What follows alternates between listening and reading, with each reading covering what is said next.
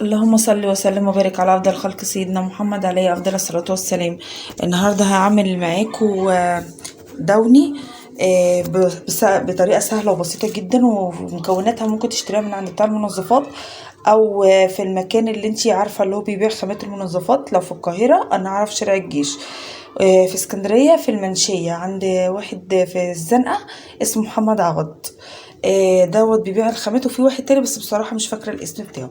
بصوا الكيس ده كان فيه 60 جرام، دول 30 انا قسمتهم، ادي 30 وادي 30. ال30 وال30 دول كان عطوهم لي هو على بعض كده، دول ب10 جنيه هيعملوا 7 لتر. انا هنا محضره 3 لتر ميه، قسمتهم عشان اعملهم على مرتين عشان بس المكان. لكن انا هنا محضره 3 لتر ميه. هعمل ايه بقى؟ هنزل فيه الداون، هنزل فيه السوفت، اسمه سوفت. تمام. طبعا هو الدوني سهل جدا، هو يا دوبك بس ميه والسوفت ده والريحه بتاعته، بس الريحه طبعا مش بنحطها دلوقتي الا لما ايه نقلب. ده هتقولي لي ازاي دوت هيعمل 3 لتر او 3 لتر ونص. هقول لك ان بيتقلب حلو قوي، ومع الوقت مع التقليب الكويس يعني بيروح، بص زي ما يكون بينشف، بينفش بينفش يعني بيكتر كده. تمام. وكده كده احنا هنعملوه مع بعض، والخطوه هتبقى باينه قوي مع بعض. خلينا يعني ايه، هو محتاج تقليب شويه، فانا هقلب حبه حلوين وارجع اوريكم تاني بعد ما اقلب.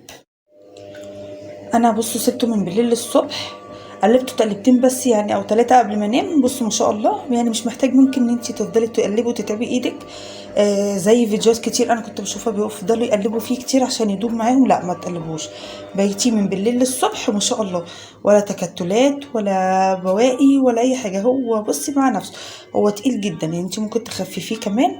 انا مش هخففه عشان المكان بس.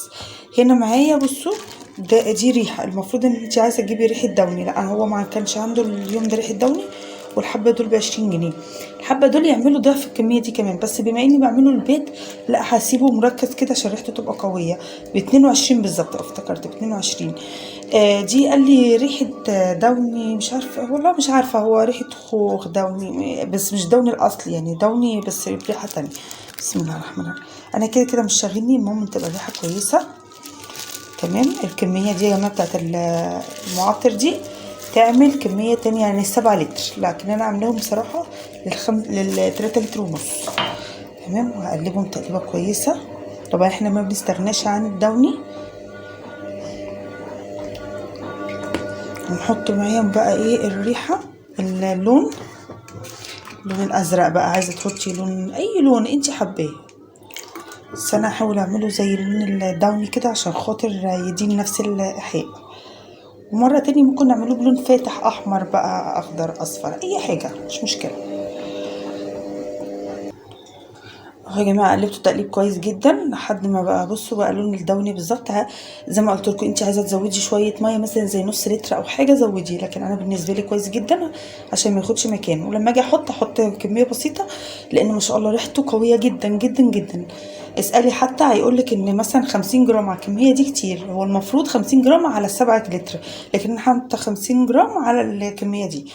وبكده اكون خلصت معاكم الفيديو. لو عجبك الفيديو ما تنسيش في الاشتراك، وبحبك جدا، والسلام عليكم ورحمة الله.